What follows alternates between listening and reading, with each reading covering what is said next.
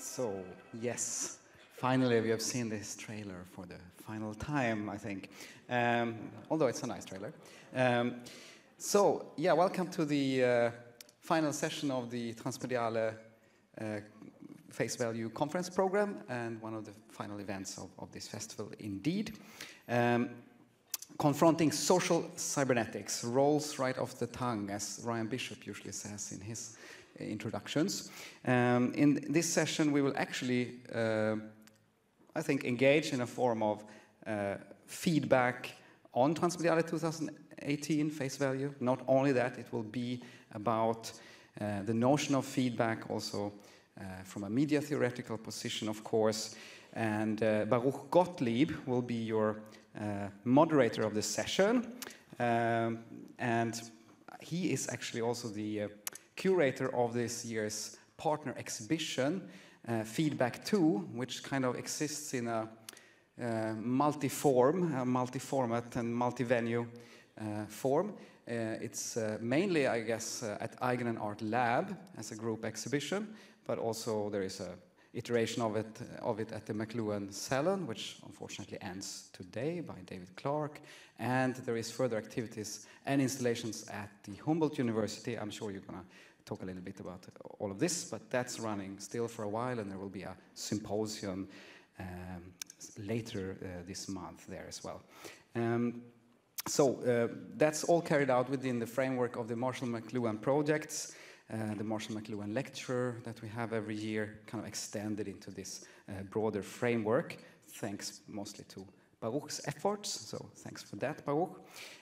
He will introduce all the great speakers. Some of them you have already seen in the program, perhaps, if you were here in the previous days.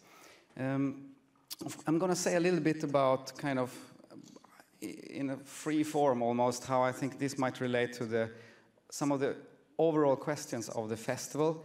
I mean, starting with McLuhan himself, the famous Canadian media philosopher, was of course one of the early cultural or early kind of theorists that dealt with the notion of feedback as a both technological and a social phenomenon. So, and maybe today you could say that feedback in a way is like a total hegemonic concept or phenomenon or mechanism even. So the social media sphere is made up of, you know, feedback loops. We can think about filter bubbles or shitstorms. We can give them these kind of popular names. Media kind of move today in wave-like forms.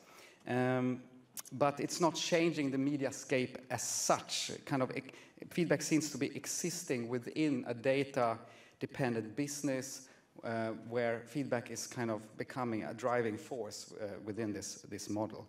And usually when we reflect about this in relation to McLuhan, we say, okay, McLuhan, he predicted something that would happen later. He was acting more in a mass media age, and nowadays, you know, it's the internet and social media has intensified, and everything he said kind of became true. But I think we have to consider a further dimension, which relates to this kind of hegemonic status of feedback within a data-driven economy, which is that it's not only about how the internet and social media is integrated, but the whole mediascape in a way. So you have the classic mainstream media, so to speak, and journalism also operating within such a model of digital capitalism. So that's kind of a challenge then if we want to think about feedback as something that, you know, goes beyond what we can maybe call in this session a social cybernetics of control, also what we have been discussing in the festival of reactionary politics, and our own kind of submission or complicity within these structures. So if feedback was once part of a kind of countercultural movement of alternative media, and perhaps even having psychedelic proportions feeding into what has been theorized and revived as acid communism, as we had a workshop also on, can you then still break the feedback loop of digital capitalism and algorithmically governed communication culture and claim feedback as a kind of valid form of some progressive social mobilization? Or do we need to get out of this feedback loop altogether? So also getting out of perhaps the Promethean thinking that Françoise Verge was criticizing in her very first keynote of the festival. So I guess these are some of the questions that, no pressure now, you can perhaps address, and I think you're more than qualified to do so. In combining perhaps materialist media theoretical perspectives with questions of political economy and organization. So please, I hope I didn't preempt you too much, Baruch. Baruch Gottlieb is a Canadian-born media artist, and I won't read the bio blurb. I can mention that you curated Baudelin Laws, Willem Flusser and the Arts. You have a book called The Political Economy of the Smallest Things, and you're continuing this McLuhan projects, McLuhan and the Arts, if you so will. I think it travels to Paris next, and very glad to have you all here. Last thing, actually, before you welcome them. I would like to thank the whole Transmediale team. I would like to thank Daphne Dragona, especially for this conference program, and Jakob Friese, sitting over there, who has been running around here, stage managing the auditorium during the whole conference. So please give them all a hand and the whole team.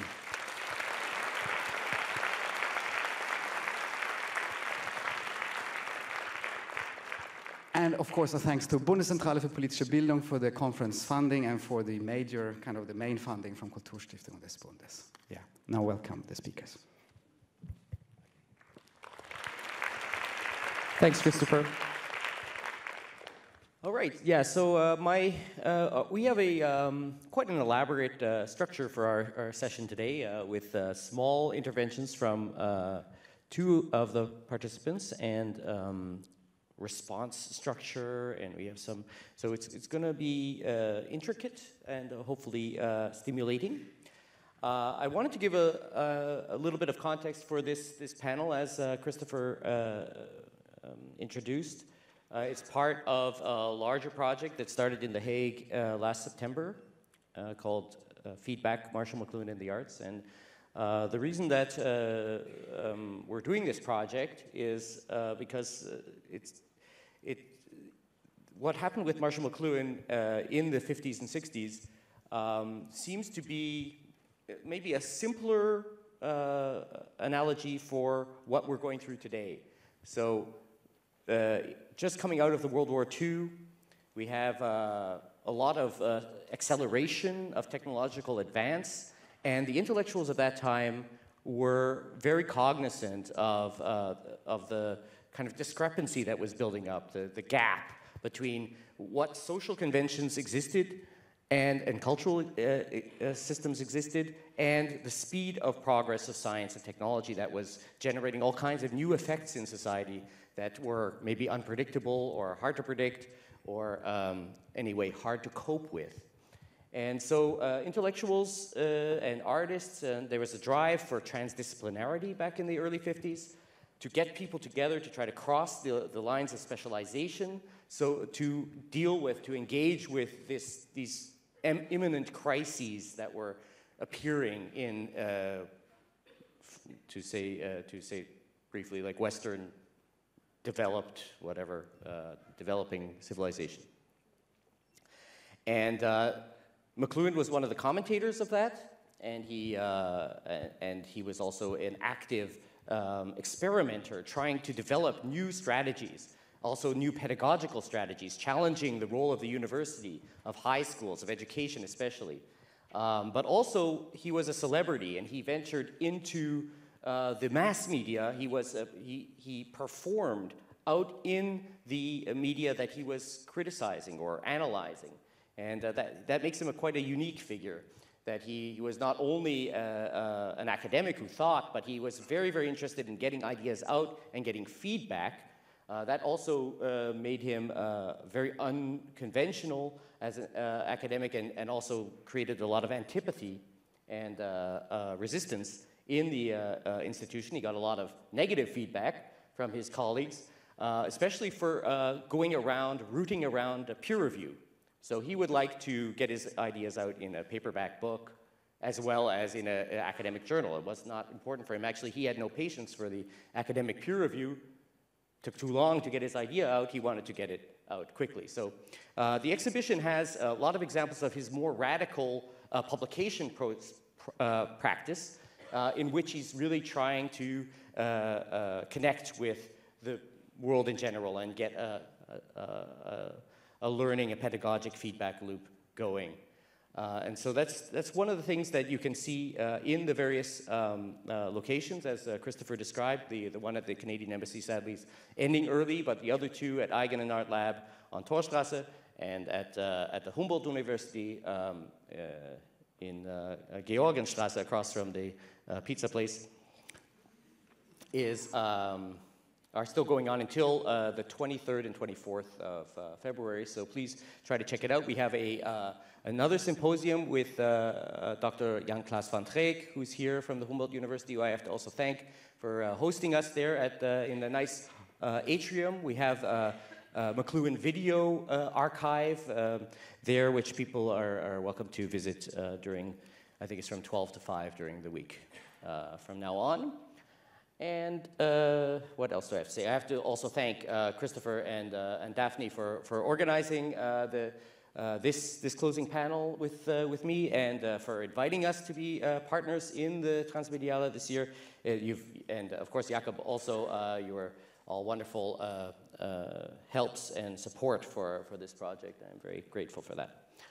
Okay, so I think I will skip all of my theoretical stuff and jump to introducing Katerina, sitting next to me. Katerina Krtilova has an important task today. She will be the first responder to all the probes and thoughts, and then hopefully kick off the discussion between us.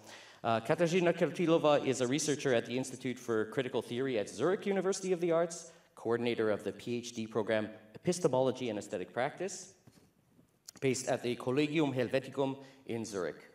Since 2017, she is coordinating the International Network for Media Philosophy together with Jörg Sternagel, and since 2016, together with Katerina Svatonova, the research group Media Theory, Media Philosophy at the Faculty of Arts, Charles University in Prague. So you have many, many things to do.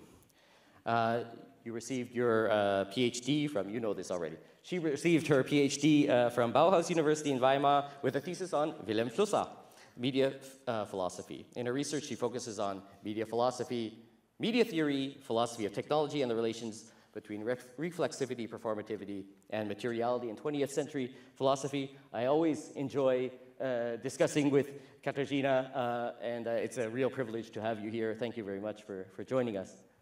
Yeah. Well, thanks a lot, Baruch. That was a far too long introduction because mine of Jonathan Beller and Eva Majewska won't be that long. They have been introduced here before, and we had the pleasure to hear their talks. So just very briefly, Jonathan Beller is a professor of humanities and media studies at Pratt Institute in New York. His last book is called The Message is Murder, Substrates of Computational Capital.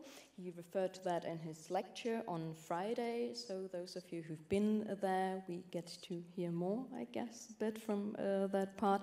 And his famous book from 2006 is The Cinematic Mode of Production, Attention Economy and the Society of the Spectacle. Eva Majewska is adjunct professor at the Department of Liberal Arts at the University of Warsaw in Poland. She was visiting fellow at the University of California in Berkeley, at the University of Örebro in Sweden, EVM in Vienna, and the ICA in Berlin.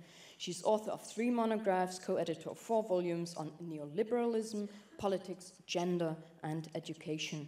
Her main focus of research is weak resistance, counterpublics, and critical effect studies. We will hear more today as well. So now handing back over to Baruch. You see the complexity of our structure already.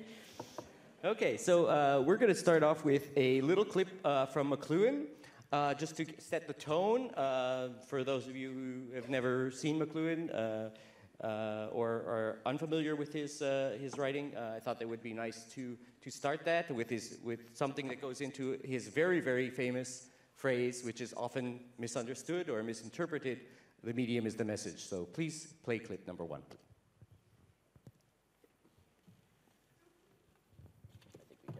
Well, Professor McLuhan, I think we better deal with the medium as the message before it does go into the 21st century. When you say the medium is the message, does that leave any room at all for criticism of individual, say, television programs? Or content.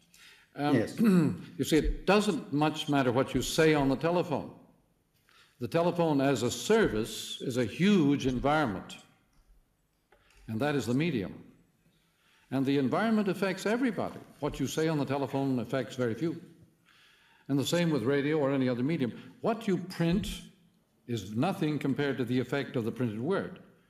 The printed word sets up a paradigm, a structure of awareness which affects everybody in very, very drastic ways, and it doesn't very much matter what you print as long as you go on with that form of activity. Yes. If the medium is the message, and it doesn't matter what we say on TV, why are we all here tonight? And why am I asking this question? I didn't say it didn't matter what you asked on TV. I said that the effect of TV, the message of TV, is quite independent of the program. That is, there is a huge technology involved in TV which surrounds you physically. And the effect of that huge service environment on you personally is vast. The effect of the program is incidental.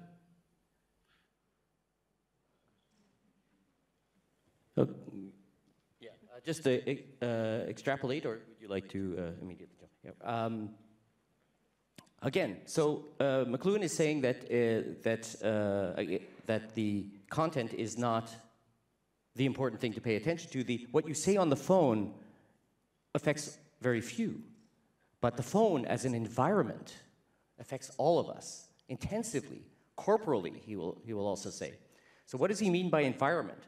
He means I guess something akin to what Foucault calls the dispositif, something that is an extensive body of interconnected institutions or affordances, like industrial affordances. In some other talks, he says that it's the whole industrial predicate for the telephone. So in order to produce a telephone, you need electricity, you need all these, you need mining, you need other processes.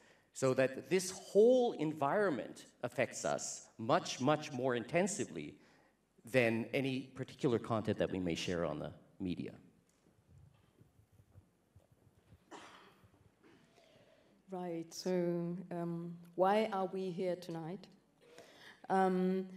Listening to that part of McLuhan's interview, and listening to the talks here at the Transmediale, it seems to me that today we've moved a bit away from the medium as the core of everything to asking about the message again, which of course doesn't make the question of the medium any less important. It just transforms this question.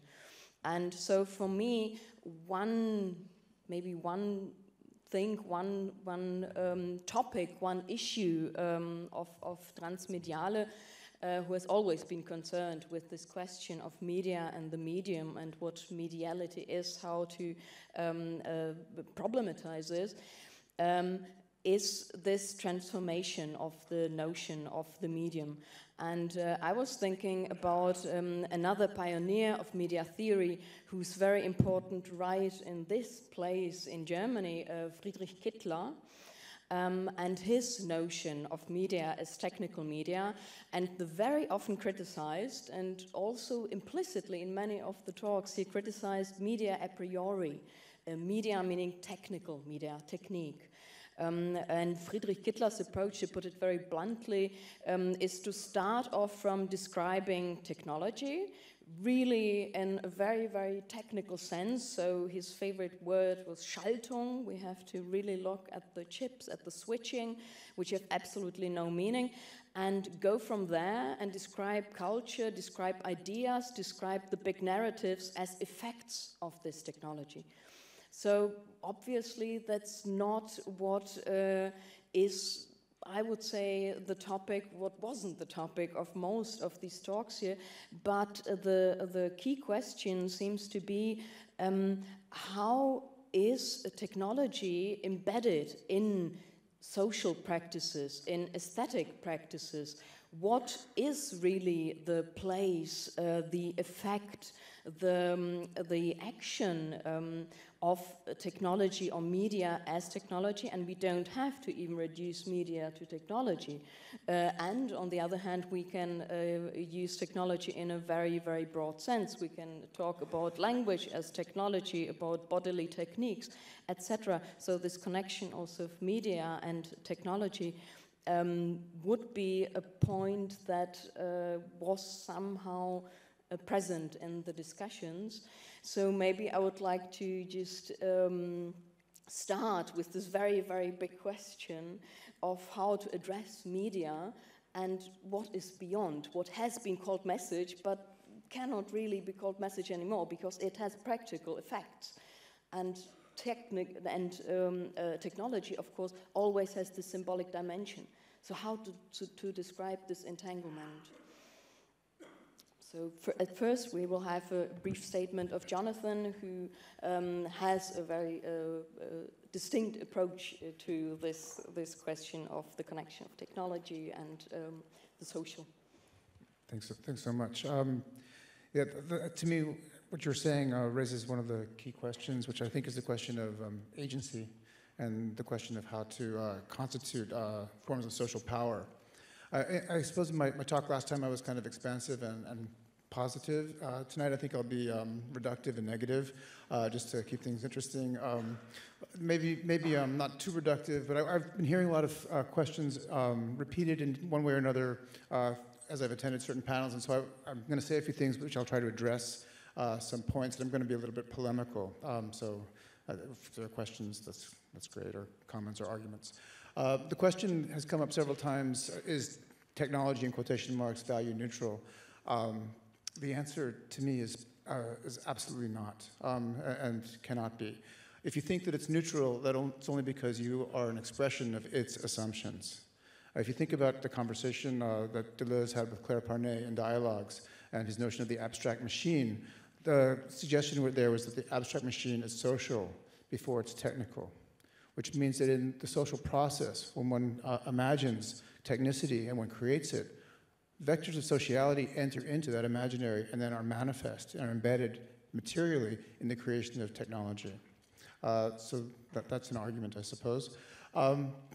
Thus, under racial capitalism, which is, in my sense, extended through the world media system, you have a recursive organization of technology and forms of consciousness and daily life. Not for the full subsumption of those things. There's always excess, there's always remainder, but you do have a relationship being established which is recursive and increasingly more powerful and also more deadly, which suggests that under racial capitalism, epistemologies and technologies are racial formations. Now, I think that's really an important thing to say, because if one starts to look at technologies as racial formations, it's almost impossible to go back to an idea that somehow in code there's no social, right? That somehow in mathematics there's no social. I think about Diane Nelson's work. I don't know if people know this text, Who Counts? It's kind of two ethnographies in one. It's an ethnography of Mayan mathematics, but it's also an ethnography of Western accounting. And one of the things that Diane argues is that Western mathematics is also an ethnomathematics, but with an army. And that disparity between different forms of knowing, which sometimes disguise themselves as forms of neutrality, I think is one of the key questions that we're working through here. Critical race theory sees history and social form from the standpoint of the object, that is, of those made into objects in a variety of ways. And we need to be able to think from and through the objects into the social relations which inhere in them. Race and gender are not ideas to be considered after the fact of technology, in my view. They are primary categories, organizational techniques operative in the constitution of social form and inquiry. They're in the linguistic grammar, as Hortense Spillers has taught us. So the question for cybernetics, as Haraway understood, is not, is it good or bad? It's reparations and liberation, right? Really questions about politics. And what is your relationship to politics, to these really world historical questions which continue to haunt us or should haunt us, right? If you don't feel the haunting, that's something to think about too. How does one stop the continuing reinscription of violence by the operating systems of racial capitalism, particularly as so many of the operations have been automated, seemingly automated anyway, in ways that continue to erase labor, and therefore naturalized, collapsed into the technical?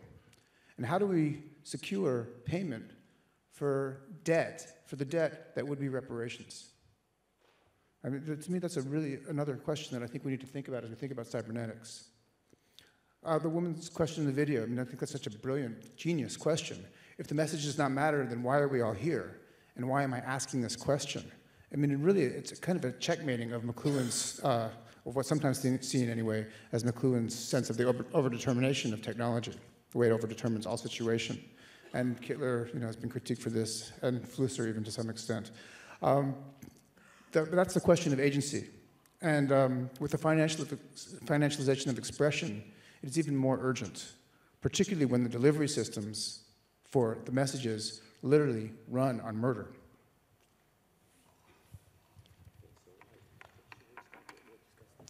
Yes, thanks very much. Especially the notion of ethnomathematics. I find quite. I would like to hear more about that, but we might not have the time for it. But to connect your work, also your point of view to Eva's, maybe there's the question of critique, of a critical viewpoint. Because if we have this notion of technology or media as being really interconnected, interwoven with the fabric of social, economic, political life, where is the point of entry for critique if you're always already shaped by that system, and in a practical and a theoretical sense? Where is the point of view that maybe could see any ruptures, any margins, any alternatives to that system? Yeah, just a note to my panelists, because the structure is so complex that maybe people are getting confused here. We're going kind of through both Eva and Jonathan will give like prompts, but then after each prompt, we're going to discuss the prompt together before we go to the next. So are we prompt. discussing now? We're discussing you now. Oh, okay. Yeah. Okay. Until Go ahead, Eva. Sorry. No, do you want to discuss Eva? Do you want to discuss Jonathan? Or yes. Okay, then please. Let's do it. I'm sorry. I'm sorry, I have no clue. Sorry about that. I'm wondering about the murder and who is murdered and where is the body. Everywhere. And since I intended to talk about counterpublics and women and feminist protests and things like that, I'm thinking predominantly of women's body for some reason.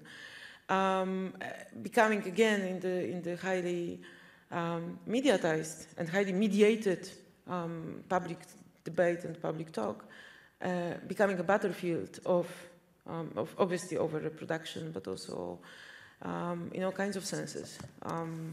So I don't know. I mean, for some reason, so it's difficult to discuss because there are two. Actually, there were two talks just now, and one of them demanding the critique and criticism and the position of the critic, the other one positioning a radical demand to technologies in all the senses, so abstract technologies, abstract machines. I really liked and enjoyed this Deleuzian reference, but I think, I mean, the only response I have immediately right now is that I'm sort of doubtful about critique if it's not practical. Okay, so I would look at this question of critique from a standpoint which, in a sort of Marxist Althusserian way, combines this, or sort of overcomes the Cartesian sort of distinction into the embodied, the material and ideas. I think it's extremely crucial that we keep on. So I don't want to discuss opinions or positions in a sense that is abstracted from a political practice, a social practice, a cultural practice. So I would like to emphasize that very much. Thank you. Just thinking about the question of agency again, and also the question of what's left if the social totality is so totalitarian. To me, that is an urgent question. And my sense is that subsumption is never complete, and that what Nefertiti Tadiar calls remaindered life is a fundamental dialectical category. I mean, it's something to think about the way in which there's always excess in the process and in the situations of oppression. And even when I think about the build-out, the technical build-out of the communications infrastructure, the way in which, on the one hand, it's capital, right? But on the other hand, the agency all comes from beneath. It's communitarian potential. It's people trying to know one another differently and create new relationships which exceed the delimitations which they're experiencing. That is really the other side of the communications infrastructure, which is being subsumed by the value form and by corporate and financial and sovereign logics. So to release that, to me, seems to be the object not only of critique, but as I was saying, also of forms of practice. I mean, I think critique is a practice, actually. I think creating ideas, structures of feeling, music, all these things are ways of transmitting sociality and social forms in ways that can really matter and be embodied and then become technicity in sort of the more reduced sense. That's really important. But as I tried to say in my talk the other night, I also think it's actually time to return again to financialization in a very serious way and think about the simultaneity of semiotic process, or embodied philosophies, if you will, and financial operations that come with encoding and the scraping of metadata. To really understand both those things happening simultaneously might allow us to open a protocol layer, right, and actually start to play with the ways in which these appropriations are, and the aggregation of attention takes place in order to aggregate attention and care otherwise. And just a brief follow-up question. During your talk, Jonathan, and on Friday, I was wondering about aesthetic practices, because you were talking about political, economic practices or new models. And how far would you say is critique possible in aesthetic practices, critique of capitalist economy? Yeah, I mean, I think critique, even in its most reduced and limited form, is an aesthetic practice of a certain kind, but clearly aesthetics are a battleground, right? And structures of feeling, the organization of the sensibility, the psyche, all of that is very much about certain kinds of political implantation and dispensation. So I do look to artists. Actually, my program exists in an art school in which our students do not, it's a non-reproductive program. I mean, we're not actually interested in producing as an institution. We really have embraced Moten and Harney's notion that the only possible relationship to the university, at least in the United States, is a criminal one. And so we are actually stealing time and resources from the institution in order to build something else. And students know this, so that's how they're thinking about their work. And they go out and they become makers of various kinds. And they try to develop in ways that are not, as I say, reproductive institutionally. I'd just like to respond quickly the two things that you mentioned. First of all, I do think that technology or technologies or tools or instruments are neutral, but they are introduced into an unneutral world, into a world that already has power dynamics and unfairness and injustice, and that these instruments are used advantageously by the people already in power when those instruments are introduced. So that the instruments themselves are not able to disrupt power relations. This microphone is a neutral shape? Huh? This microphone is a neutral shape? Well, I mean, that's an aesthetic question, but actually the functioning of the microphone, the way that it works mechanically, of course, these are scientific principles, and this is something I wanted to say at the beginning. Yes, of course, we can all see what kind of shape it is. Yes, but I think that we do see the conflict here between affordances that are availed to us from science and scientific research, which is a realm of pure reason, in principle, of course influenced by politics and by governmentality, etc., and what we're able to accomplish socially. And that goes to the next proposal that you have for reparations.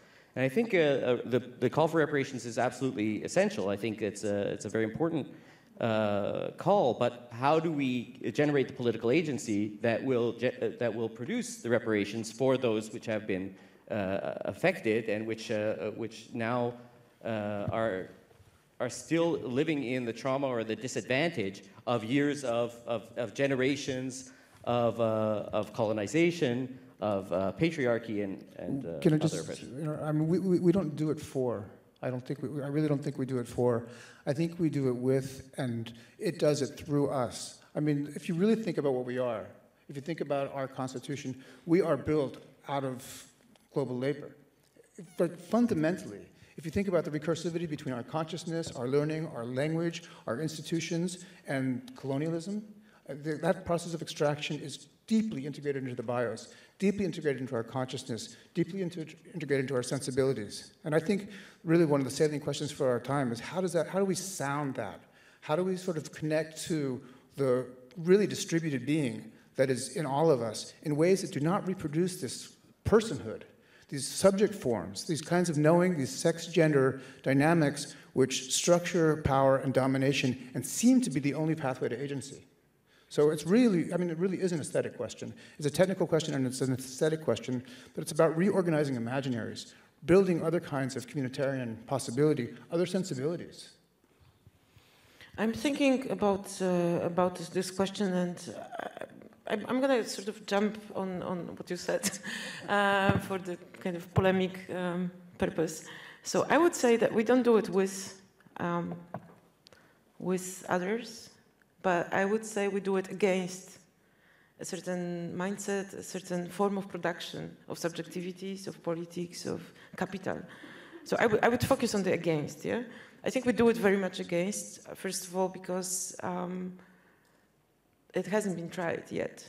So, and we don't even do it yet, because with the reparations, yes, maybe a little bit, but not really very much. So not much, if you look at the whole scope of the reparations that should be produced or processed, there hasn't been much done yet. So jumping from the against into what I was thinking of to bring in this panel, I'm thinking obviously of a notion also coming from Germany. So I'm also embarrassed to sort of bring it back here. Luckily, it's not Hegel, so don't worry not. It's not going to be the hardcore part of it. But it's notion of counterpublic. So it comes from two authors, from Alexander Kluge and Oskar Necht. And it has been coined against, once again, it has been coined against the concept of public sphere by Jürgen Habermas, and particularly against his exclusion of plebeian counterpublics as those, I quote, which are not relevant historically, unquote. Okay, so for Habermas, non-bourgeois public spheres were not important historically. So obviously, as you probably know, throughout the 70s, 80s, and 90s, all kinds of scholars, historians, cultural studies scholars, feminists, philosophers, sociologists, all kinds of scholars basically, were trying to prove how much and to what extent he was wrong. So everybody was coming with different examples of counterpublics, from peasants, from non-European countries, from factories and workers, women, the movements against racism, so also black counterpublics were mentioned. But Kluge and Necht, creating this concept of counterpublics, I think they did something very much against and very interesting. So they positioned certain version of making politics and of making oppositional politics, which is a sort of third way. So it works against the state powers, against the actual institutional politics, but also it works against or in opposition to the liberal cultural elites. And I think this is quite an important point, perhaps not very much acknowledged in McLuhanian sort of media studies, although you might want to disagree with me, which I'm waiting for. But anyways, so the counterpublics would work again, would have a sort of twofold axis. And I think this is quite important, yeah, because then when we think about the media, and we think about the opposition and what can be done against or with as well, obviously. Then this idea of counterpublics can be, I think, a very good framework for positioning all kinds of debates concerning the media, the message, what was first, you know, the internet or the military or what, and whether whether new media are more useful or useless or appropriating or a form of abuse or a form of emancipation, etc. So all these dilemmas, I believe, if they are not positioned in a larger context, in which the political vectors can be clearly identified, then I think these discussions are sort of running away from a context. So as much as I agree with you, Katerina, that we are, and we have been in this particular festival specifically, much more preoccupied with the message, especially, I mean, the panels that I went to, which were about fascism, capitalism, the violent imaginaries of capitalism. Obviously, I mean, the medium was there, but we were obviously discussing the message. So as much as I'm against sort of going back before McLuhan and going back to certain distinctions that have been in the 60s and 70s, perhaps not dismantled, but at least problematized by all the deconstructive political theory. So I wouldn't like to go back there before it. And therefore, I think that a political context, and to me, counterpublic sounds like a good political context, allows to have these discussions somehow embedded and not becoming sort of metaphysical quarrels over how many angels can sit on a, you know, on a needle, yeah, which has been popular in medieval times, and I respect that. But still, I think we are not here for, yeah. Thank you. So, Eva, please. Sorry. I think that's great. Against the government and against liberal elites, the counterpublics are generated. I'm not so familiar with the concept, so maybe could you expand a little bit more on like how we can be more practical using this term of counterpublics? How can we generate more agency or bring about the political transformation that instead of just describing the problem? Sorry, I'm still dwelling on the former discussion concerning the microphones and their function and aesthetics and politically of aesthetics, etc. But if we go to counterpublics, I think the crucial element is that we imagine usually a sort of binary situation of the government and what's against. And I believe that since Foucault, since Althusser, since Deleuze and Guattari, since a lot of feminist scholarship as well, this kind of binary situation and binary opposition is not there anymore. So obviously, eventually, we'll get to the one against the other. But I think the counterpublics, and especially the plural of it, signalizes a certain multiplicity of forms of resistance that can be applied. So I believe that this is one important characteristic, that as much as Habermas, I don't know if I'm explaining the obvious to everyone, but anyways, as much as Habermas insisted on the oneness of public sphere, he was criticizing any prospect of having several public spheres as being anti-democratic, believe it or not. So as counter, I mean, to me it sounds really incomprehensible, really, due to the fact that democracy is very much, you know, the power of the many, or of all even, yeah? So then there is a plurality embedded in the concept of democracy. So I believe that Habermas's point of view is actually totally authoritarian in this aspect. So then there comes Kluge and Knecht, who say not only that the workers have been building the public spheres very effectively throughout history and in different contexts, and that they have been...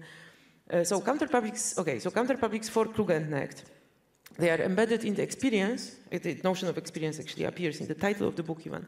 So they are embedded in the experience of production. And I believe this is something that unites the German philosophers, the Italian Marxists, the Borgians as well, and a lot of feminists as well, in a sense that there is a certain materiality and a certain historicity. Sorry, this is not my mother tongue. So there is a certain materialistic and historical aspect to it. So counterpublics are not abstracted from the production. Okay, public spheres I don't know, from Aristotle down to Habermas, you can imagine ideas being produced by people who are detached from any form of not only production, but any concern about their survival, their material reproduction, etc. Yeah? Public sphere has been always a concept of the elites sort of getting together and discussing their problems as the problems of all. No? So counterpublics is more so there is a particularity to the counterpublics in the sense that the people who make politics are always already contextualized in the form of production they participate in. So you can, I think, very well imagine counterpublics of whatever kind. I mean, Nancy Fraser speaks of feminist counterpublics, and I would be happy to do that as well. She also mentions or coins the notion of subaltern counterpublics, which actually is very poor in the sense that it doesn't acknowledge the depths of post-colonial theory and the problems with colonization, with the geopolitical distinctions, but still she coins the notion, so good for her. So there are different versions of how we discuss counterpublics, but always depending on the experience, locality, form of production, our place in the... And Michael Warner adds one very important thing to the concept of counterpublics, I think, which is that counterpublics always express the form of oppression, of being oppressed by the group who makes it. So this is how he thinks counterpublics differs from public sphere. Public sphere is simply oppositional. Counterpublics is oppositional, as I mentioned already, but it also expresses a format of being oppressed within the larger capitalist political context. So I don't know if probably there is more to say, but I would stop here. Yeah, just to come back to the topic of our panel, which is officially social cybernetics, I would like to ask about the media of the public, the media constructing, allowing something like publicity, if may be it architecture, as in Athens. There's been work done on that, democracy in Athens being enabled by a certain architecture. And today's problem of creating a public, manipulating public opinion, shaping, etc. You know what I mean, all these tools. If you have the right tools, you can create any number of publics and public meanings and groups, interest groups, where there are no people actually behind it. Mm-hmm. So. Well, I think that no people would be a good idea in some cases, so I'm sorry to say, but seriously, like there are contexts in which this seems like the only solution, yeah, especially in the ecological sort of realm. But responding to the question of the media and counterpublics, I mean, I would say that we have to steal. I would say that we have to reappropriate, and this is really, I mean, otherwise, like, there is no way that any counterpublics, in a decent sense, can afford any means of production of news and knowledge comparable to the corporate system of media production. Also, I'm very unhappy about a certain nostalgia that comes here today with the criticism of the post-truth and you know, all these problems that media have. So there is a certain nostalgia that not only rehabilitates, but it actually gives more importance to the way the media used to be before Trump's campaign, and you know, and this is not true. I mean, like, the corporate media have never been objective and decent in the sense that we, being critical of the capitalist production machine, are wishing for, right? So the fact that many different medias are now having all these slogans that we produce, you know, decent knowledge or good news or whatever they say. That's not true. That's another layer. So there is a kind of multiplication spell. If you remember Harry Potter, there's in one of the whatever. There's this situation where, you know, whatever they touch multiplies, right? So that's what is happening with the post-truth, and I think this is more problematic. So I think our approach should be like inspired by this French feminist writer, Hélène Cixous. She has this wonderful essay or manifesto, actually, Le Rire de Méduse, so Medusa's laughter, right? And there she says that we women, if we want to write and produce culture, we should steal elements that we need from the existing culture. So she's, you know, and I think this is a very appropriate sense. So I would say that, and there is something situationist to it, in a sense that you have all these strategies of détournement, etc., that work in this way, yeah? That you produce kind of, but unfortunately I think it's not enough, simply. And but instead of saying that we stand no chance, which probably would be true actually, I would sort of sweeten the difficult situation, saying that perhaps there is some more and different ways of reappropriating, and certain agency from the counterpublics should also focus on that. So this beautiful example that I was discussing in the panel about fascism, the example of the women's movements today, so the International Women's Strike, the black protests in Poland, all the black protests also in Argentina, Mexico, South Korea in 2016, then in 2017 all women's marches in the US, but also International Women's Strike, etc.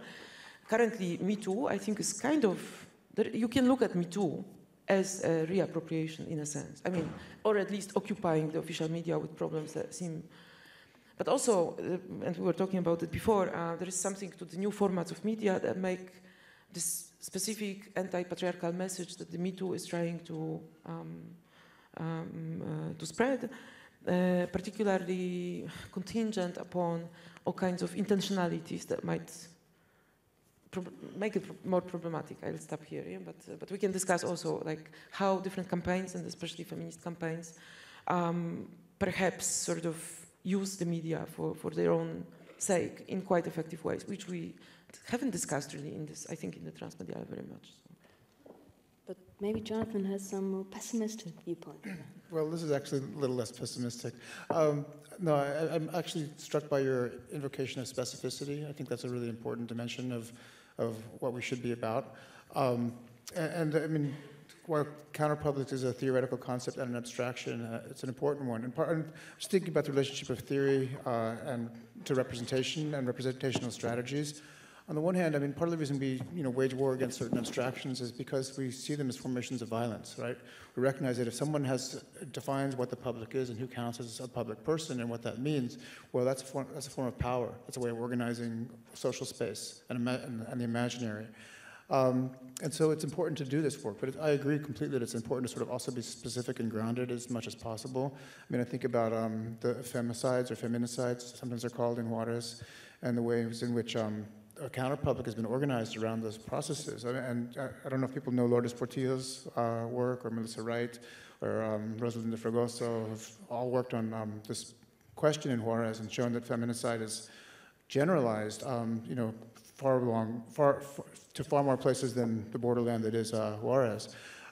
It's kind of a really significant process because on the one hand, there's an analysis of photography in some of this work, which shows that people enter into the image, into the space of the camera, as a kind of wager, right? I mean, there's a opportunity. Some of the young women who work in Juarez are asked to be photographed, by strangers as they come out on payday, and so someone says, "Model for me," and respond to the camera, they'll actually sort of produce a version of themselves. I mean, much like people post to Instagram. This is 15 years ago, some of this stuff that first started. But there's an aspirational dimension of entering into the photograph. But those same photographs are used to index these women, and then they are found by gangs who are in cahoots with the police and the state, who basically make them disposable in yet another way from just working in the factories. Right? So if you look at the way this instance constellates so many different social forces in the specificity, you can see how they work, and you can also see that the analysis of that and the explanation of that is a way of constituting a counterpublic, right? Constituting a group who actually has more and more power against state form. Right, so maybe we should move on to Eva's statement. Okay, I think... yeah, I mean, that was your already, do you have some things to add? I have a prompt too, because like as you mentioned, like we have to steal, and you're pointing to the notion of appropriating or having ownership maybe, or appropriating domain over something that is not currently in our domain, and you're also pointing to that with like the limitations of liberal elite critique, which is a lot of what we see here at Transmediale. People come here to enjoy some liberal elite critique, right? By well-fed, well-educated people who have a lot of less well. So. And to what extent is that a critique actionable? It's a very, very important question. And what are the limitations of this critique? And what are the potentials of it? It had, I guess, in the early post-war period, the hope that this would generate a public policy that was fair and just. And it would eventually wear down and melt away the systematic injustices in the society. It didn't work out. Why not? Well, because the liberals don't want that. They want to maintain their class privilege. And in the end, I mean, even though all the ideas are good, and they actually are good for cocktail parties to make sure that you're value signaling at the cocktail party more than actually accomplishing political change.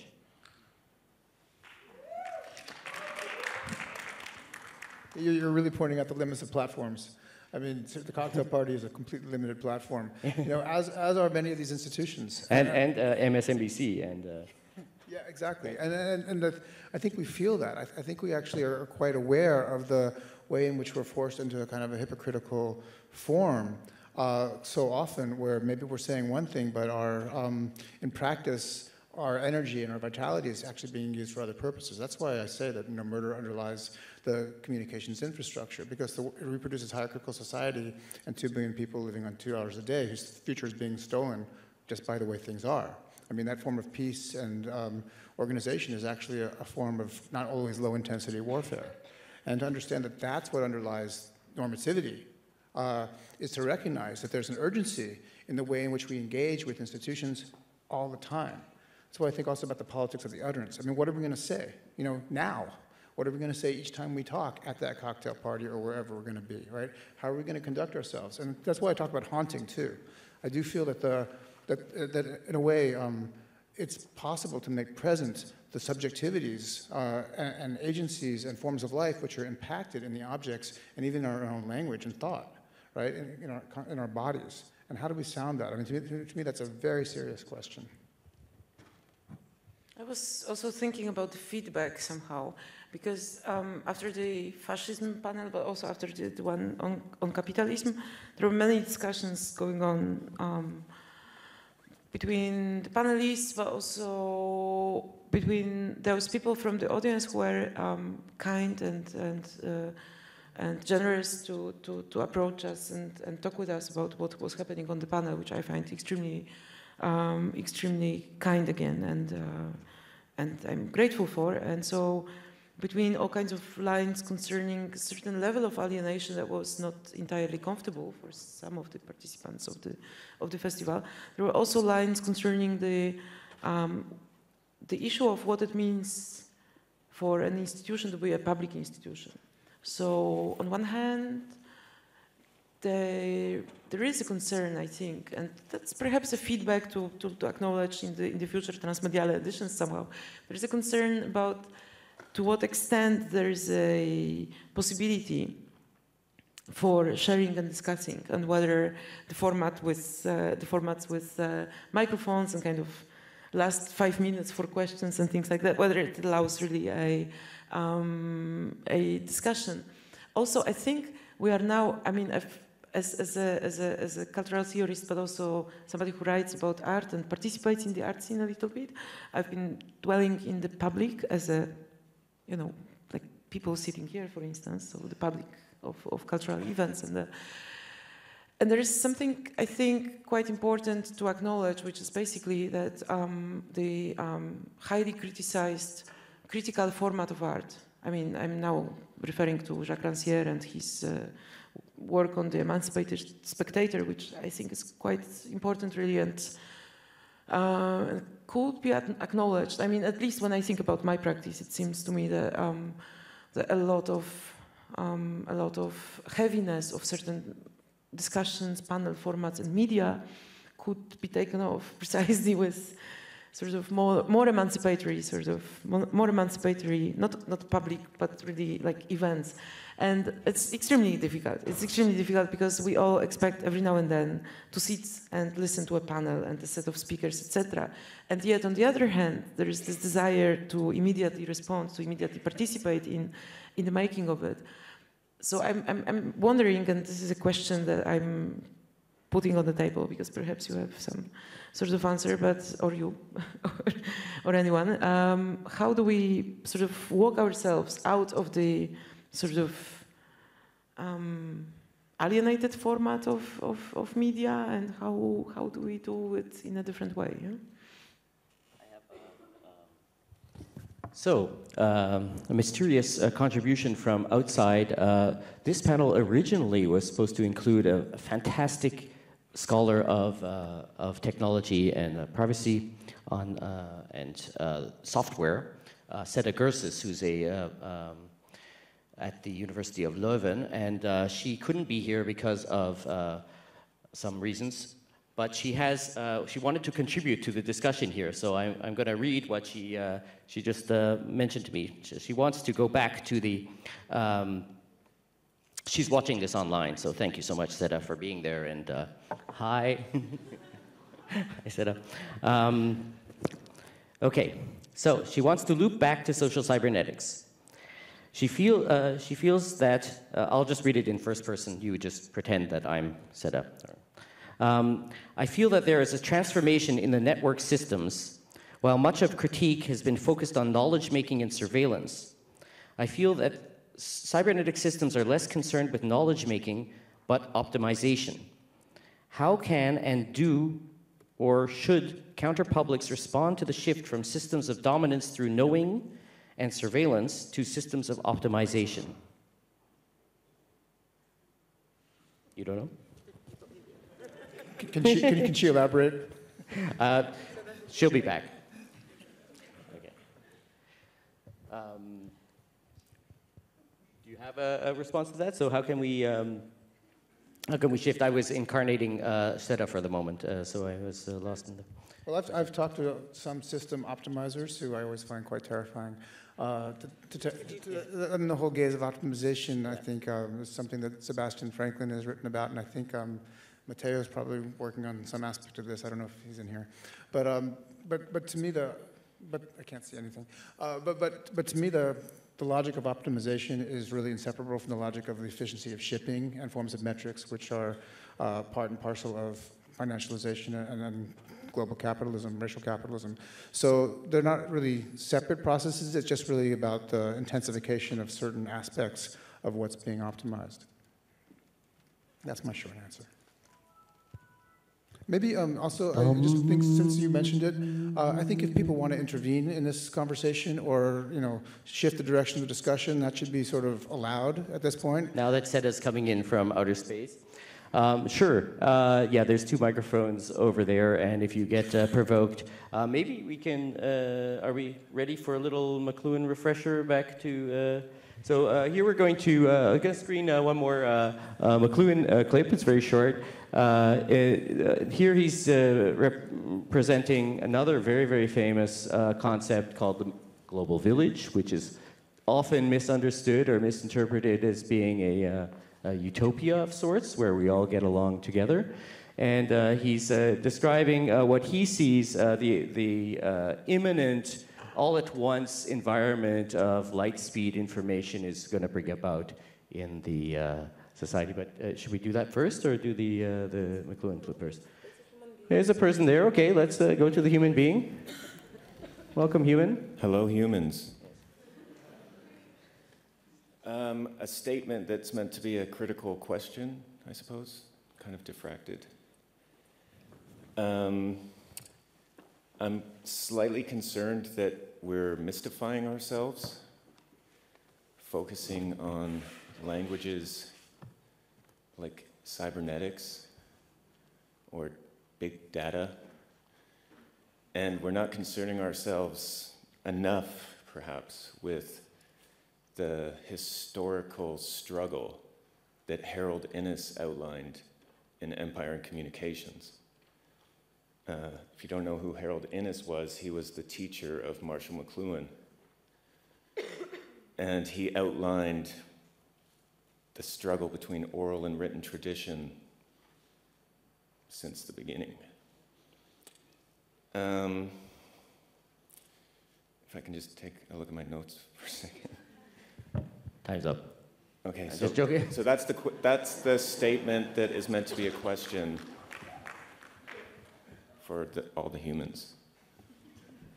Well, I think McLuhan, and in this clip, it's a perfect lead into the clip, so thanks a lot, and maybe you want to check your notes and come back. Oh, yeah. No. Okay, so even this thing, like, you're a Canadian, I studied at University of Toronto, we love Marshall McLuhan. Well, love. Of course. We appreciate. We care. We have care. Yes, McLuhan is actually somebody, I think that's one of the themes of this exhibition and the whole project, if I may, is he's trying to redeem the tradition of literacy, which leads to Enlightenment humanism, now in an era where it's been superseded by technological and scientific change, and also in an era we can say that this is the project of new materialism, which Richard Cavell really wonderfully connects to McLuhan's study in Remediating McLuhan, the new book, where we try to take the patriarchy out of the humanist project, still retaining the tradition of rational discussion and some kind of equal respect for every person, right? Every person's opinion, every person can be educated, every person can develop political agency and should, and so. For McLuhan, it's like he's often going around and trying to activate us and engage us to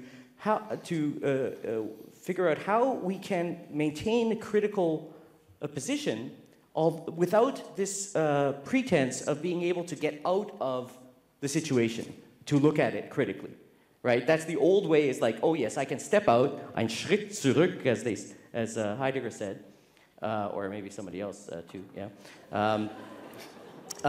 Get a step back from the phenomena and then be able to analyze it from somewhere. Well, there is no outside now, but we still cannot throw away, we cannot imagine that we are somehow in a new sphere where everything happens all at once and there's some new rules. No, we have this technology which works according to scientific principles.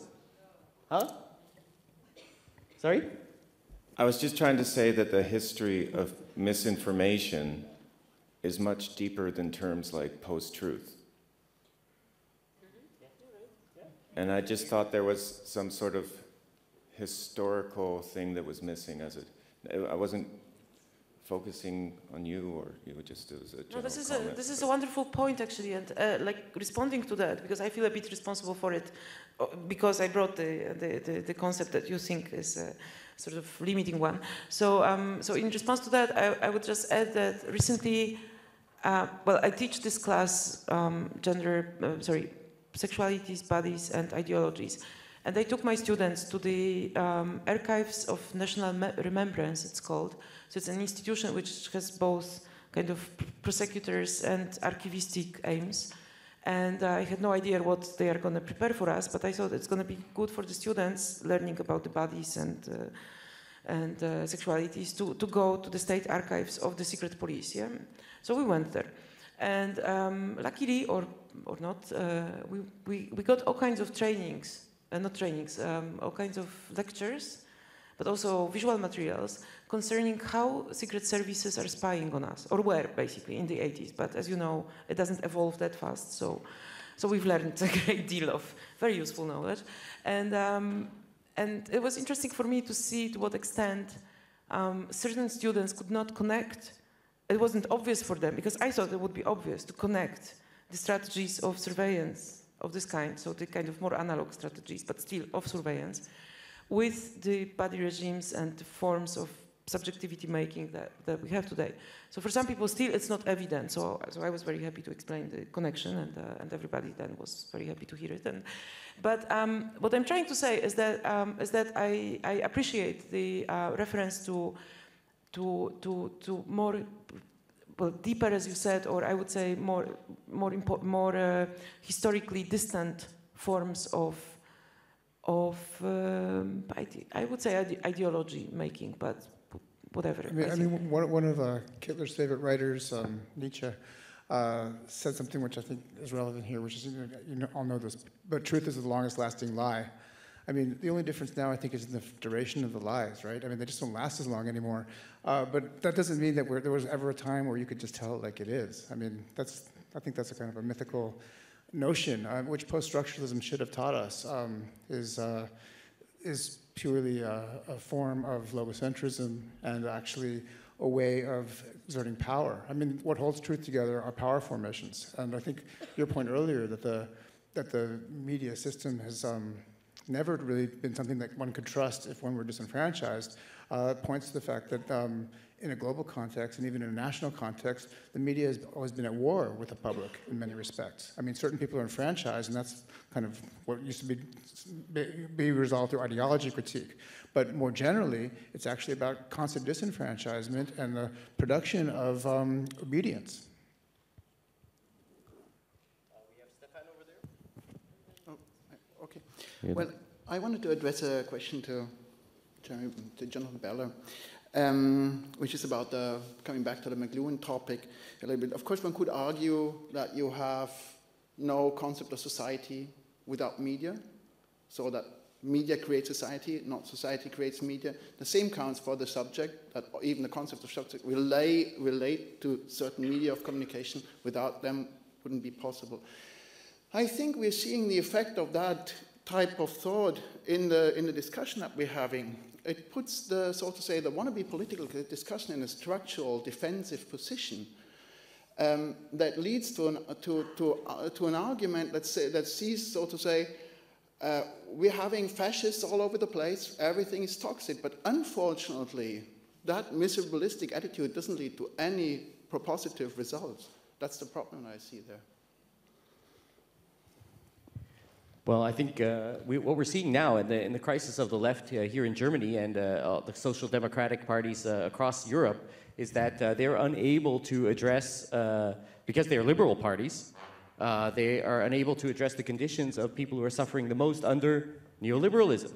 And so you see the only people who are seemingly empowered to address these problems, and you see that in the States, are the right parties. And the right parties are addressing them on the level of their physical and material conditions, not on the level of rhetoric, so much, also on the level of rhetoric, but they are also telling them, we're going to improve your conditions. I think I would disagree, because somehow in this panel there were several forms of resistance mentioned.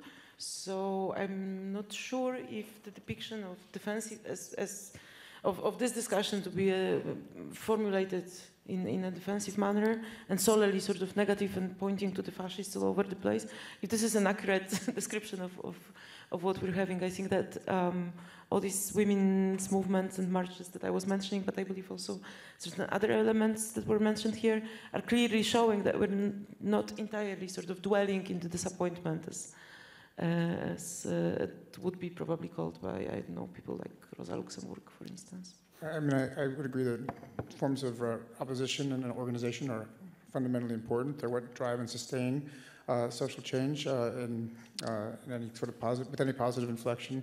But also, I sort of hear the sort of despair in around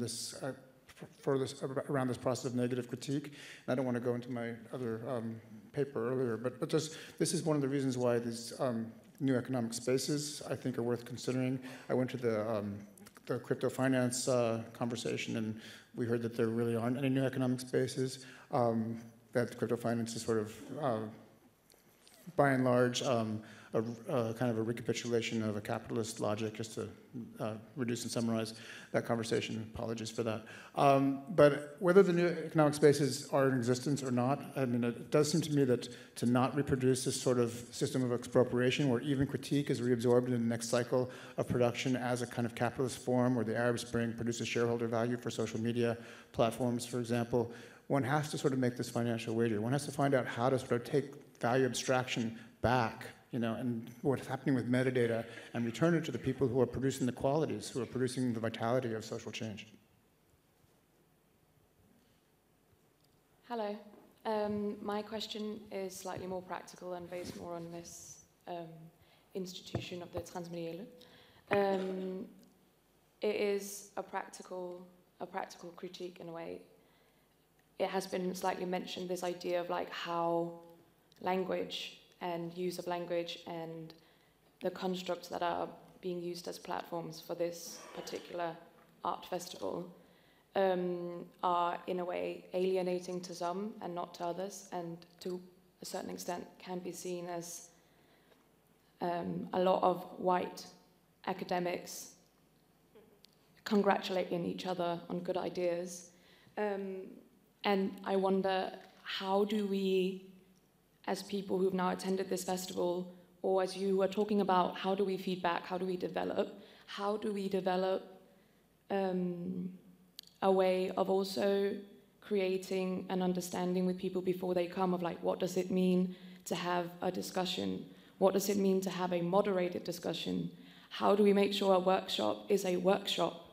What's the difference between a workshop and unwaged labor? How do we ensure that the user, which is not you, it's us in this situation, we're all guests, and yet, to some extent, I feel more alienated and unheard than any 80 euros have ever made me.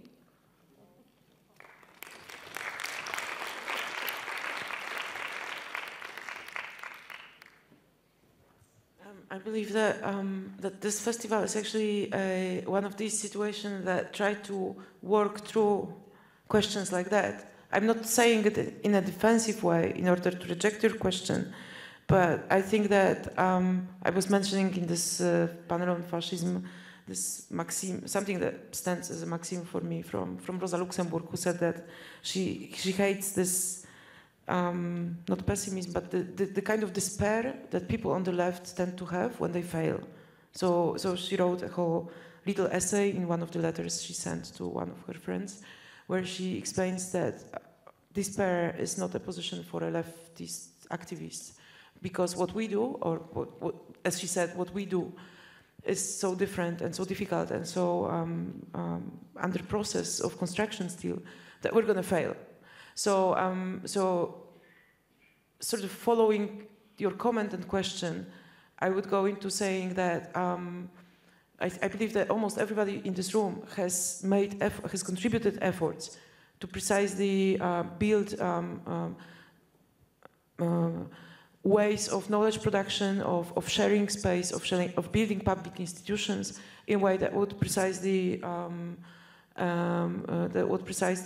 go around or not fall in the problematic situations you mentioned, as like white academics congratulating each other. On the other hand, being a white academic but a female academic, again, I would sort of ask back on how there are probably other women who are academics in this room. So how often do we congratulate each other, and do we have the right to do it? And if there are people who are not white and academics, do they have the right to do it? Okay, so I would go on, like I would sort of develop this question into questions of what does it mean that we congratulate each other, and whether it's always prohibited. Because I don't think so. I think there are all kinds of ways of kind of sharing a sense of, okay, I understand what you're talking about. We're working on similar issues. We're putting a lot of effort to do it. So we can congratulate each other a little bit, and whether this is wrong or not for you. So that would be my response to that. Yeah, just very, very quickly connecting it to the first question, commentary, I would say that's exactly the point where going back to media, and in this respect, meaning not technical media, can start a critical discussion, because this was exactly the question about the dispositive of the whole room, of the architecture of language. And one thing we haven't addressed so far also in this language panel, what I wondered about was the language we're using now, all of us, English. Is there a kind of linguistic domination of certain discourses, maybe of most discourses, and people who don't speak English or even speak English with a bad accent are discriminated? So those would be for me questions of media which are not necessarily technical or technical in a narrow sense. But we have another question over there, please. Yeah, I wanted to ask something about the concept of the counterpublic. I would say I'm totally subscribed to many of your points you basically support here, but I have a problem with my recent experiences with counterpublics, online and offline, which are rather unpleasant because there were experiences with the right wing. And I would say that we can now see in the European situation, and also after all these interesting talks about alt-right, that the concept of the counterpublic has been almost entirely appropriated by the right. And the counter actions which happened, especially in the US, these big marches, are not basically what we as aesthetically probably interested people should see as the last possible form of expression. And especially after the failure of specific types of politics with the Hillary Clinton failed public campaign. I mean, I think with all the negativity exposed here, the post-Adornian, I would say Adorno-light version of European negativity, this is not something I would basically run and fight with right-wing people who have much better and much more effective forms now to beat exactly your kind of position here. So I think it's about how can we, the question is how can we accelerate our counter-public strategies to not fall back to kind of last century instant methods known from ancient leftist movements, which are totally not anymore up to the state of art of political fight. I believe that I agree with the fact that simply copying from the past is not a good idea, which I think was an important part of this comment. On the other hand, I'm not sure if we can call entirely the politics made by the radical right wing today, both in Europe and in the US, whether it can be called counterpublics. This is a very big issue, so to briefly point to some controversies. One of them would be whether the radical right wing, especially in the US, but also in Poland and other countries which already have right-wing conservative governments, whether they are in opposition to the existing power, and I don't think so. So this disqualifies them, technically speaking, from the position of counterpublics. They are protesting, they are, having all kinds of critical insights about certain elements of the existing order, yet still they are not in opposition with the institutional power structures, so therefore they don't function as counterpublics. They function as something else. I would stop there, but there is more to say to that, yeah? But thank you for the comment, obviously. Yeah, okay. Yeah, I feel increasingly that we have put you in a spot in a way. It should probably be at this point me and Daphne and the other curators sitting there, because we cannot hold you responsible for the potential counterpublic and discourse of transmediale as such, and perhaps not me and the others either. But okay, so I try to stand here on the floor and give a few kind of self-critical feedbacks. I think first of all we should forget McLuhan by now. It's like he doesn't exist, and I think we should come back to the question of that woman from the audience and ask ourselves, indeed, all of us, why we're here, and really ask that as a question, a personal question. Why am I here? What value do I extract for egoistic reasons, you know, being in a cool media art festival and congratulating each other. I agree, it's not necessarily bad if there is another value that you take with you and use, hopefully in what we, in our consensus of critique in some way, think is valuable. Or maybe not. Maybe there are different counterpublics forming within the transmediale. And I'd like now to cut to some feedback from the outside. So my mobile phone is soon out of battery. I hope I can... I'd like to give you two examples. This is Die Welt, fairly conservative main German newspaper. And the headline is Auf der Transmediale gewesen, einen Albtraum gehabt. So I was at the Transmediale and I had a nightmare. And then this author goes on to talk about, you know, about the critique of capitalism that she finds basically laughable here. And she doesn't mention any names or anything, but it's just not something that this author clearly identifies with. And then the whole article proceeds to be about the form. And there are all these hipsterish types and people with beards and people that look really good and are very, you know, say a lot of capitalist critical statements, but in the end they're just enjoying still a glass of sect. That's from the opening. Anyway, so clearly somebody who doesn't identify with the message and proceeds to occupy herself with the format and criticizing this format, which is excluding this person, clearly, if you read it. Then I will jump to, let's see, Süddeutsche Zeitung. Sorry, I'm sorry. Yeah. No. Okay. I just want to jump to Süddeutsche Zeitung and say, there, the message is great, transmediale. You have the super critical approach. You forgot about the stupid media art and you became realpolitik.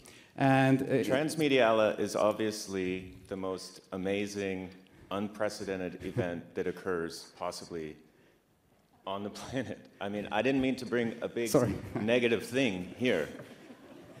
I should have said first, you know, that this place, what you've done here, I cherish it, seriously. I'm so moved. I've been crying. I've been enjoying CTM. I've been dancing. It's like nothing else. I'm having a mystical experience with, you know, thinking about how neoliberalism is fascism. We're having amazing discussions, and if I in any way offended you or anybody here, that was not my intention. I just wanted to talk about, it's not about me, I'm sorry, okay, good. That's obvious, that much is obvious. I needed to be cut off anyway, I was going on a rant, but so, and I shouldn't continue speaking. I just want to make this kind of a dialectic between these two things, that both regard, you know, one identified with the message, another journalist really didn't identify with it, but both hated the form, basically. So the Süddeutsche journalist is saying, where are the politicians that can take these visions, or, you know, where are the tech?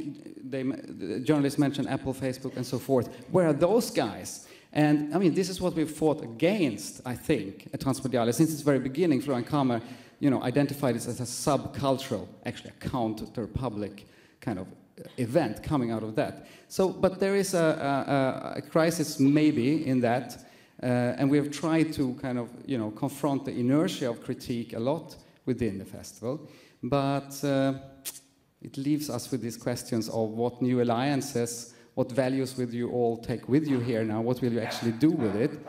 And it's, you know, a dog.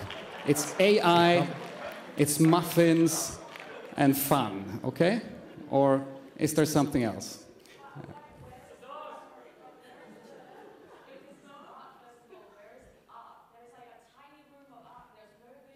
Yeah.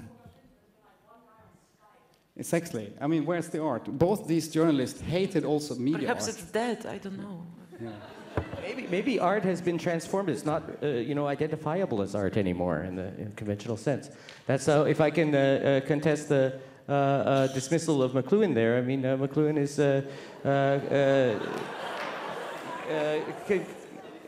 he's considering that artists are indicators of social transformation, and we should look to the work of artists. Artists don't need to do anything; they're just naturally vibrating with reactions to social transformation. We should look to them, but that maybe now in a crisis of the institutions, which also includes the institution of the arts institutions, the museums, and maybe this festival, artists have a different role to play, and that may be very discomforting, right?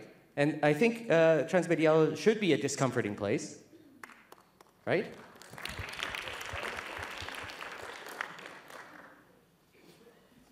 Yeah, Baruch is saying what I also wanted to say, you know? Like, I mean, if people from like right-wing media are coming to transmediale and feel very uncomfortable, I would think we scored. That's great. Thank you. Thanks to transmediale for scaring off die Welt. We don't need to be loved by everybody. And if we are feeling uncomfortable with the way that we are doing art and we are doing discourse, that's probably a good thing. Because, or you might think that's a good thing, because we have all been steeped in neoliberal capitalism, and we have been like, we have taken in the ethics of neoliberal capitalism, so we need to produce, we need to like come up with new ideas, we need to like make fancy pictures, we need to make it such that it can be Twittered, and et cetera, et cetera. And if that's not happening, we are disappointed. So if we are disappointed, like in our own neoliberal self, by this thing, if that is the reason why we're disappointed. There might be other reasons for being disappointed, because it's just white people congratulating each other for good ideas. I think that's a really relevant critique. But there is another kind of disappointment, which is a good disappointment, which is why I would think there is a much more complicated discourse to be had about the nature of disappointment, because the nature of disappointment might gesture towards something else. I think disappointment is not enough. Yeah. Yeah, I think that's such a great point. Actually, beautiful. Because the pedagogical situation is uncomfortable. And in a way it has to be, because that's how change can happen. I mean, and I'm not saying that we have to all put ourselves in the rack in order to learn anything, but we're venturing into spaces of non-understanding. We're getting out of the zones of our ordinary constitution, and I think that's a really positive thing. However, I don't think that we should always be uncomfortable. I think we actually really could be happier, I mean, I have to say. And one of the experiences which one of the questioners pointed to about being unheard, is a kind of structure of abjection, which, I mean, I also experience every time I'm in the audience for some reason. I think all of us experience it one way or another.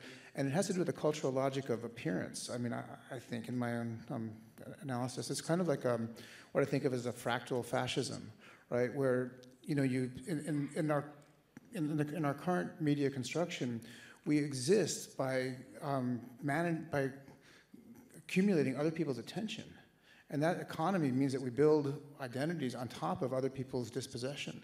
And even at the micrological level, I feel like that's what's going on in our dominant communicative practices, which are, here in the architecture, here in the way these panels are structured, the way festivals are organized, the whole kind of celebrity system of academia, which is just a microcosm compared to all the other celebrity systems, which currently are generative of all these fascisms. That's what I think about it as a fractal form. On your panel in fascism, I forget the name of the presenter, but there was a really good question about it was Khan about fascism invoking Benjamin, but it could have been Gramsci also, where fascism follows a failed revolution, and what was that revolution was the question that was asked. And somebody said, the same person, I'm sorry, I forgot your name if you're here, but it said the digital revolution. And that's I thought that was a really good idea in a way, because the digital revolution, if we understand that the digital revolution meant the end of humanism, and that it maybe the onset of something like cybernetics, then we begin to see what's at stake in the way in which fascist organization structures forms of appearing and forms of identification and presentation. So we could think about the struggle that poses as being over kind of the meaning of post-humanism, right? And very telegraphically, the question that I just wanted to say before I ran out of time, What history of the surpassing of humanism will prevail? Is it going to be a technocratic one with media spectacle and money orchestrating a phase shift? I mean, that's one of the dominant imaginaries. Or is it going to be a post-humanism, which is the decolonial one, right?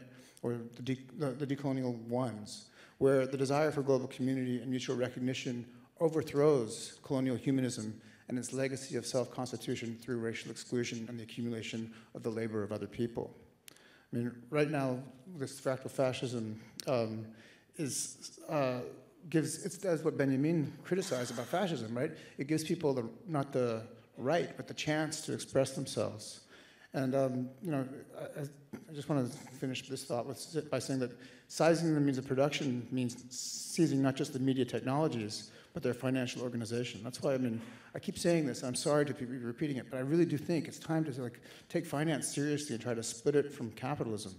This would mean, in my sort of provocation, a thorough decolonization of media and finance that realizes the potentials of the anti-colonial agency embedded in their very materiality, that is in the materiality of media and cognition, and also constitutive of planetary survival. So this feeling, right, this feeling of being disenfranchised in this space, I think is symptomatic of a mode of appearing, which is something we have to question profoundly, and it is the question of cybernetics.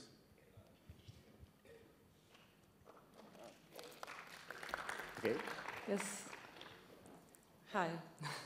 Yeah, just if I could just respond quickly. I think that we have to also acknowledge that, critique, intellectual critique, you know, it has its limits, and we can instantiate all we want, and we can even imagine overtaking the financial structure or something.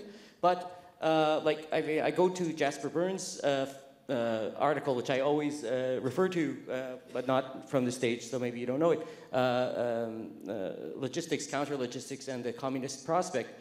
And you have to imagine that, well, maybe if there was a groundswell of agency from below, right, that somehow we managed to generate better conditions for the great majority in a sustainable way, they would not need the same technologies that we find prevalent today, including the financial system the way it is today.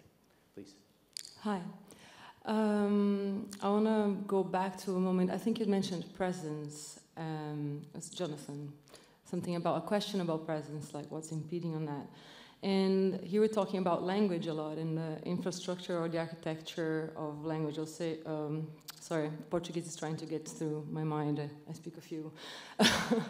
And so this architecture of language, or the bones of our thinking. And then somebody said, I don't see any art. Where is the art? There's just one object over there. And I feel like I think the problem with presence is very much linked to the question of I don't see any art, is because I feel like we're so hung up on form of the known, of the word that you know what it is. And like, for example, the art that we're having now maybe you cannot locate it immediately because you're not used to that as a known and the name for it and the aesthetic in your mind, like the aesthetic of art now, what it is. And I think, so all these things come together. So I think the thing of the presence is, we're so hung up on this form, we need to have the word for it. And we are in this urgency, we want to know what it is, we want to suss people out, you know, before we interact with them. For example, like we're looking at people by form, so your skin color, your clothes, your performativity, are you feminine or masculine for what you have in between your legs, all these things, before being present to a subjectivity. So the same thing for the art now. I guess we're moving to a space where if you make yourself more available to be present without trying to be hung on form or the name of it, perhaps you can perceive the art that's in the space. One can, I mean, not per se, but like. So yeah, I feel like it's, what's coming in between this thing of presence is that we are too hung up on form. We want to suss it out, we are too afraid of the box of the unknown and just being perceptive. And also that's the thing impeding on our empathy, which also is propagating on like all this selfishness, but also we've been kept in this space of this projected idea of a scarcity, and so we're like fighting each other when actually that's necessarily not the case all the time. But don't know if it's a question or just a remark, but it just came up to me. So, But thank you for everything that's been said. We are running out of steam, and we are running out of time, it seems. So we'll collect the last two questions over there, and then we will have a little wrap up and enjoy the evening. First off, I guess I'll say this transmediale has been one of the most critical that I'm experiencing, and I'm really happy to see that the alarm bells are really going off, and the talk on fascism that Eva participated in was terrifying, but it was really putting things on the table that we need to be discussing also as privileged people, because this monstrous technological apparatus that is now pushing forward the fascism is like, this is a good place to try to figure out what the fuck we're going to do about that. I really liked that reparations was put on the table, and I think that's a really interesting thing to elaborate on, what reparations could look like for social cybernetics. The fact that we have all been pouring immense amount of time into these ways of communicating, and these giant companies are reaping the benefits. Massive wealth has been consolidated like we've never before seen. Even the oil companies didn't reap that much harvest of their raping other countries. So just to put that out there to maybe elaborate, how could we demand reparations from the tech titans? I'm not going to take up time to answer that, but I think that's a really important question. I just want to put something on the table, which is, maybe everyone already knows this, but if you want to think about reparations and the energy for reparations, think about what's called the migration crisis, right? That is people seeking reparations, right? And that's happening so profoundly. You know, it's I think, sorry, but that really reaches me, you know. Anyway, sorry about that. I know this is Germany.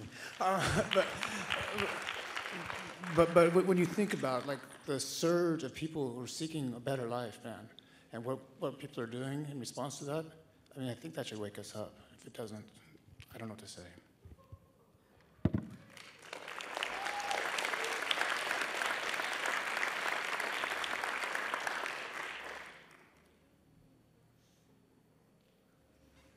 Sorry, this is my first time at Transmediale, and I've had quite a bit of questioning on the microphone time, but didn't realize I'd have the last question. Anyhow, regarding the kind of the meta critique of what are we actually doing here, or why are we here? Why am I here? I think it might actually be useful to come back to McLuhan and look at, you know, if the medium is a message, yeah, what are we doing? We're talking and talking and talking and talking. And for me, yes, there's like, where's the art? I think that's not only a question of form of where is it, it's also like the spatial separation, but we're also, the art's already done before we get here. And the actions, like, we're talking about stuff. And I really missed, for myself as an activist, as an artist, like, are we talking about? It's aboutness? Or is it like yakking about it? Are there other modes to have these fantastic people together in a room and do stuff together? Like make stuff together or build stuff together? So I was really wondering about the modes of production and the passivity that's required of us as an audience here. That's why I kind of like look for the microphone or something. What could we do otherwise than this type of discussion? I'm not against discourse, but like, if it doesn't lead to action, what's the point? Well, there's thank you. There's something to be said for structure and formal structures which allow a certain concentration of information and exchange to take place. And then that is like a product in a way which you can absorb for some period, maybe passively or engage. We're experimenting, as you can see, with this format now, and that's why we've had almost half of the session as a question and answer. And I think we do need to experiment more with these kind of formats. You know, like, I mean, these formats are left over from a previous age. This kind of frontal presentation format, they do serve their purpose, and they are not only a holdover, they're intrinsic in the technologies we use. Like, that's how these technologies were generated, through classrooms with somebody giving a lecture in the front, right? And so, like, they're holdovers, they're reminiscent, they're nostalgic, and they're obsolescent in a way, but they're still germane in a way. And so we can still appropriate them and try to transform them, appropriate them for new uses that we need today. I completely agree. We also need workshops, other more performative ways of engaging. And there's also another part, which is the part after the event is over, when we can go to the bar and drink and complain and enjoy the fact that we just experience something together, or not enjoy it, suffer, that we just experience something together, and we have the capacity, the linguistic, coming back to language, the capacity to exchange about it. It's quite magical in a way, if I can use a metaphysical term, because I do not want to mystify what we're doing here. That we all come from different backgrounds, and despite this imperial language of English, which imposes certain values and is not neutral, it's imperial, we can exchange and we can share and we can feel, we can understand each other, even though we probably understand words slightly differently. So I guess on that note, shall we retire to the cafe and enjoy some more free-flowing discussion? I mean, I know the cafe is also an institution of sorts. You know, there's a format, and the money form. So I would very much appreciate all of your contributions. Thank you very much. Thank you to Eva Majewska, Jonathan Beller, Katerina Krtilova. Thank you. Have a good night.